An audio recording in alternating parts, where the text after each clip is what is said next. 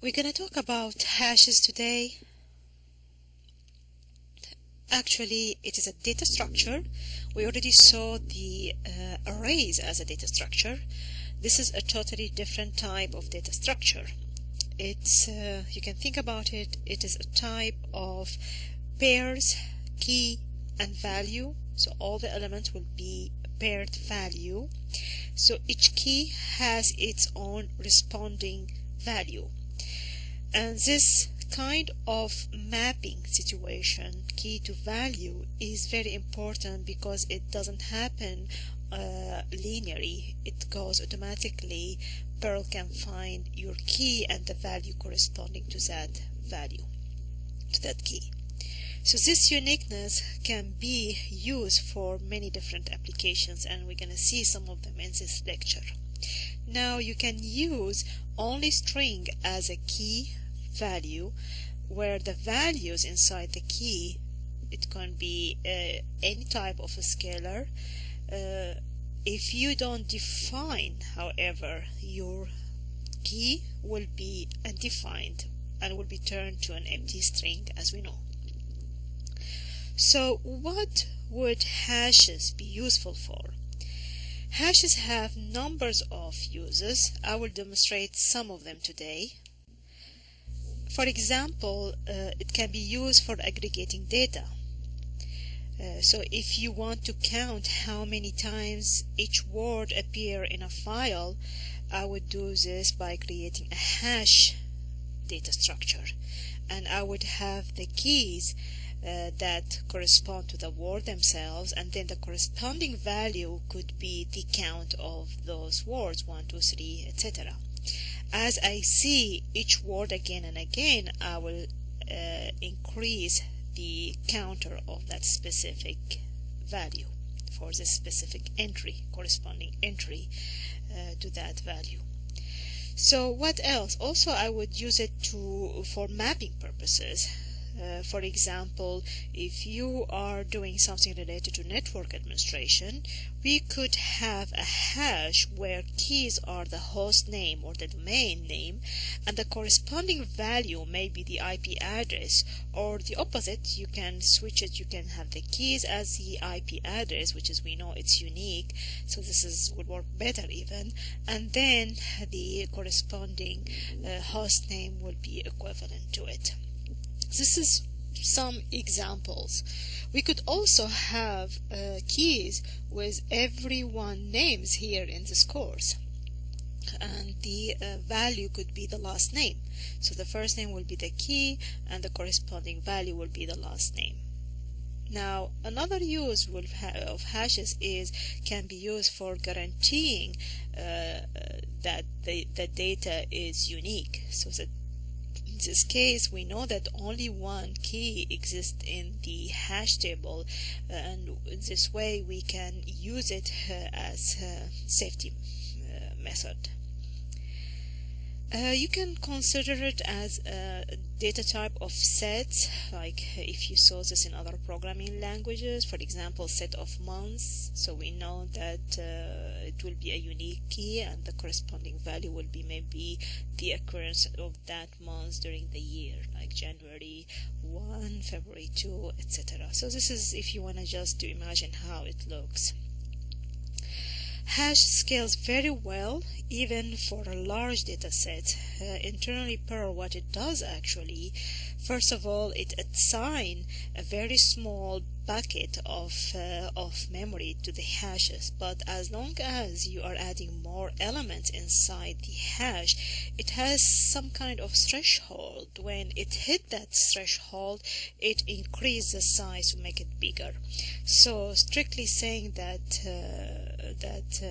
hashes are very fast, very efficient.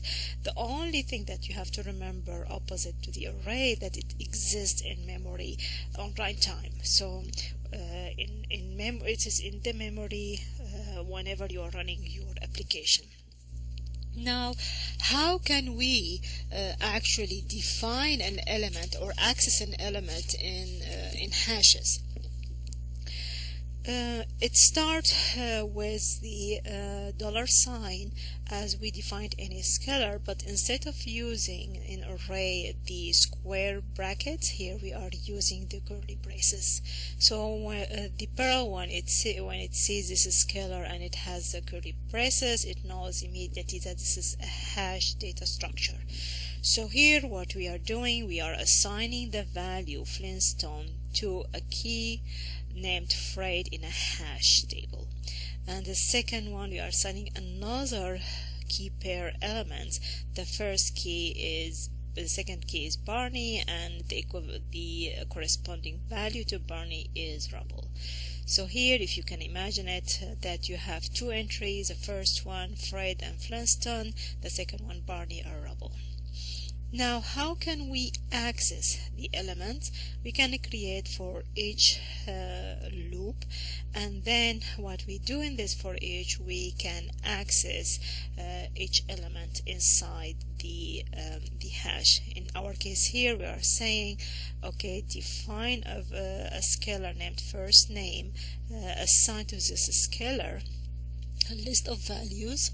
The first one Fred, the second one Barney. Now it assigned the quoted word Fred as the first one. Then we are defining a new scalar family name. From that scalar, as you can see, the hash, which means this is the curly braces, that means there is a hash. I'm assigning the first name, which is Fred here, and I am pulling the value of the Fred. In this case, the value of Fred is Flintstone. So here the family name will be Flintstone. Then I'm printing the result, that is first name will be Fred, and then the last name, the family name will be Flintstone, and so we'll be printing this statement. We'll go up the loop. Still we have elements in the loop, and since this is a Boolean, as long as we have elements are processing in this statement, that means we are continuing the loop. So the second time Barney, we have an element, so we are assigning it to the first name. First name will be in this case Barney. So Barney, I'm asking the hash bring me the value of the key named Barney. We'll bring Rubble. We'll put in the family name Rubble, and then we'll print out Barney Rubble.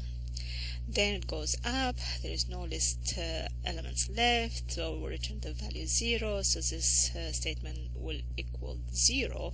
False, that means so the for each will stop and will go down and will continue the statement.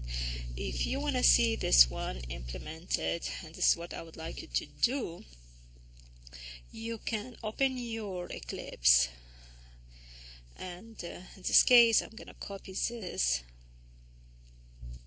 and you can do exactly the same, just to see the output and just to get some practice. You can do this with all the examples that we did so far in our previous lectures. I will say yes. So this is what's gonna happen. It prints Fred, Flintstone, and Barney Rubble. Very easy example. Now let us continue. Of course, like what we had before in arrays, we had all of this because it makes no sense to access each element separately. In array we use the @ sign, here we use a %sign. So here I am saying, okay, my hash table assign the following elements to my hash table. There is no specific notation to assign pair of values in Perl. What it does, it take any list that you give it and break it into two paired elements. So it knows that this is the first key and this is the corresponding value. This is the second key and this is the corresponding value. So those are one pair and those are the second pair. What else? Now if you had an odd number, based on the version of Perl you have, either will consider that the value is undefined or will ignore the last element completely. So be careful, don't do it, don't add an odd number of elements inside your list. Now, what else we can do? We can actually do the opposite way. We can assign the hash table to an array. In this case, we'll do the opposite way. Here we had two pairs. We'll take those pairs, will flatten them and will be added to the list. Now I have to mention here what it does actually will not keep them in the same order, and I'm going to talk about something named the random number generator in hashes. So technically we'll go always in the order Fred Flintstone, Barney Rubble, or Barney Rubble, Fred Flintstone. We don't know where the location of each one of them. And every time you run your application, again, you will get different results. So this is very important, and we can see it when we execute the code. Now, what else? You can make a copy of hash table. So this is a new hash named a new hash, assigned to it the family name. So exactly we'll have those exact elements that could the paired element. However, the order, as I said, will not be the same. So you will have a new hash but different order of the keys pair value. What else? Now you can reverse the family name, the given name. So in this case, it's gonna reverse actually here is very important. So if I have a Fred Flintstone, Barney Rubble, we'll reverse the pair. So Flintstone will become the key and Fred will become the value. So this is very, very important way that when I mentioned the example of the domain name and the IP, this is the way that you can reverse your hash table, the key with the value. See, in calling one function the reverse, very easy way. There is also very known concept in hash, the big arrow. Actually, what it does, you can also define your hash by, instead of putting instead of using the keyword, this is another way of defining it. You name the first key, then equal big greater sign, and you add the value as a string here, comma, the second key with its value, the third key with its value, the fourth key with its value, and here we'll get, of course, the empty string because this is a string, so we'll know that this is an empty string. Not a fancy, just another way that you can use. Now I have to mention here a very important concept that I talked about, the random value generator. What it actually Perl does, it considers the concept that when it creates the hash, it builds up in a way that is efficient to be able to find a given value. So doing this structure as it is created, like sort of doesn't care of the original order of the assigned value. So when it flattens the hash, it is indicated, like when we say it here, my at value equal to percent family name, actually just to flatten the value, and it gives you any type of order that it does. And this is because it has a random number generator that deliberately gets activated when a new hash is created to nudge this algorithm slightly to guarantee that even if you run this program one more time, you will never get the same output. And that was known very popular in 90s when you can see a lot of people will attack CGI pages and to find the hashes and the equivalent value to the key. So to avoid having, and you get some kind of denial service attack, if you remember something or if you heard about something like this recently, because people can find those elements and can attack the website and find like a hole in security in CGI. To avoid this, Perl had to restructure the whole concept of the hash by creating this random value generator that always will rearrange the keys in a way no one can predict the value of those pair where they are exist in the hash table. So this is really important, and you have also very important here the reverse. As I said, that it is really not reversing that we saw before in the array, that you just reverse the order from the right to left. Here what it does really is reverse the key with the value completely. Now what else we can talk about here? I think the big arrow, just as I mentioned, is just another way of defining your elements. Okay, so let us talk about the hash operations. What kind of things we can do with hash? Once we put our data in a hash, we might want to ask what is the key and what is the value. So we can get this by using, very simple, using a function named keys and function named values.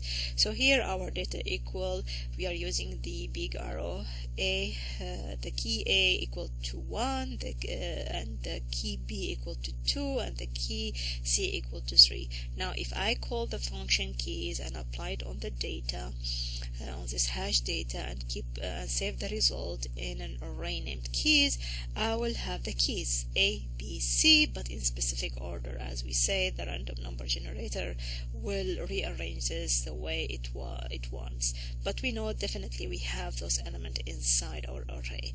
The value is the same, will bring the 1, 2, 3, but also in specific order. Now what else we have to, as I said, it's unpredictable the order of my keys and pairs. However, the corresponding keys are with the corresponding data. A way to sort your data, so you can sort your data based on the keys. So here will be in order, alphabetical order, A, B, C. So I can sort my keys, and then I can bring the value, which is I'm calling the hash, the hash data, and I'm giving it a specific key that I sorted, and the value that correspond to that key, and then maybe printing the value at the end. Now, of course, there is an easier way to deal with bringing the elements, because this is walking through one by one. Is really, if you have a 10,000 of element, this is not really an efficient way to find your element. There is a function named each. What really does, it has an internally the hash, it has internally a pointer. Whenever we call the each function, it advances pointer one spot at a time and return back 2 elements from the list, the key and its corresponding value. So it's very nice to be used when you want to walk through a hash and to bring the data from the hash. So typically is used in a loop.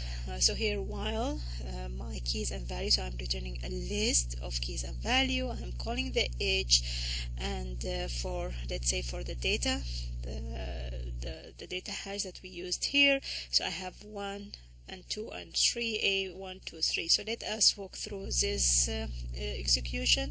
So if I'm calling this, first of all, I will get either A or B or C, one of them, let's say C. So it walks through the list, and it returns C. I will return the value C and 3, and then maybe I will print the values, and it goes in the while again one more time. Let's say I returned A, so A and 1, is there an element? So this is a Boolean operator, so either will return true or false. The value is returned here, that how many elements I have in my operation, in this assign operation. Here I'm returning 2 values, so the return value here is always a number of elements I am bringing from the hash table. So the second time I'm returning A and 1, so I'm getting A and 1, I am printing A and 1. Then let's say the third time I am bringing B and 2, I'm returning B and 2, printing this value, and then how many elements I'm returning? It's undefined, and that means I'm returning 0 element. So we'll return undefined, but really how many elements I'm returning? There is no element, 0. So this operation, Boolean operation, will equal to false, and then will drop out of the while loop. very easy way to deal with it. Let us have a real practical example of using the hash. Let's say that the Bedrock Library wants to track the number of books checked out. So if I have, so every person will have like a kind of key value. The key is the name of the person and the value is a number of books checked out from the library. Now you might have a card even if you didn't check out any books, so the value will be undefined. So in your hash table, you are existing the hash table, but you never checked out books. Maybe you are also never checked books and you never had a card. So in this case, you will have also a value on undefined if the hash tried to find the person. This assignment, if the books thread can answer any type of value that you might have. If you checked out 3 books, so we'll return the value 3. So this is a true statement, and we'll walk through whatever we have here as a statement. If it equal to you checked out 0, you have a card but you checked out 0 element, 0 books, so will be executed. So because this is will return 0, so we'll not go into the operations that we're gonna do now. If your name never exists in the value, so this will be undefined again, and the value of this one will be 0, false, so will work again. Now we can check if it's defined books. If it's defined, that means you checked out books and would walk through. Now if it's undefined, will go out. Now we have 2 cases of undefined here. One, if you are you have a card and never checked out a book, and if you don't have a card at all. So how can we solve this problem? How we can know if the person's name exists in the hash table, or this person has been included in your hash table? There is a way by using another function named exist. So exist actually will look into the hash table and will return the value true or false if the name of the person exists, even if it's the value of it is undefined. So this is a better way to be used. Now how can I remove a key per value? There is a function delete, so I can delete that specific person from the books by calling key. And the good thing about this delete, you can assign it to a scalar, and the value that delete will return the value of that specific key. So if Slate has 5 books, then I will say, okay, the value returned here is 5, so I can know the number exactly that was before I am deleting it from the hash table. Let us go to the real example here. For example, I am counting number of times the same word appear in the process. I'm defining like all the hash table using the percentage count. I am reading from the standard input output, so while it is not end of the file, I am using the shump without saying anything, because this will know that it's from the standard input output. So I'm taking all the new lines. What I am saying here in one smart sentence, I am doing all the counting that I need. So what I'm saying here, whatever you are reading from the input, use it as from the input. Go to the hash table and find how many times what there, and add to the value to this key. Accumulate the value of the key. Now at the beginning is undefined, which is 0, so the second time will appear the word, so in the 0, so the first time I appear the word, I will have the value 1. So let's say I put the name Scott, and then automatically we'll have number 1. Maybe the second time I will use for example Travis, and Travis also will have a number 1. Now if I use Scott again, then we'll go and find the key, because the key exists in the hash table. Will not add a new additional key pair. It knows that exists in the hash table, so we'll accumulate the previous value, which was 1, not 0 here, with 1, and will equal 2. At the end, I am printing out each word with the number of count that it has. So let us implement this one.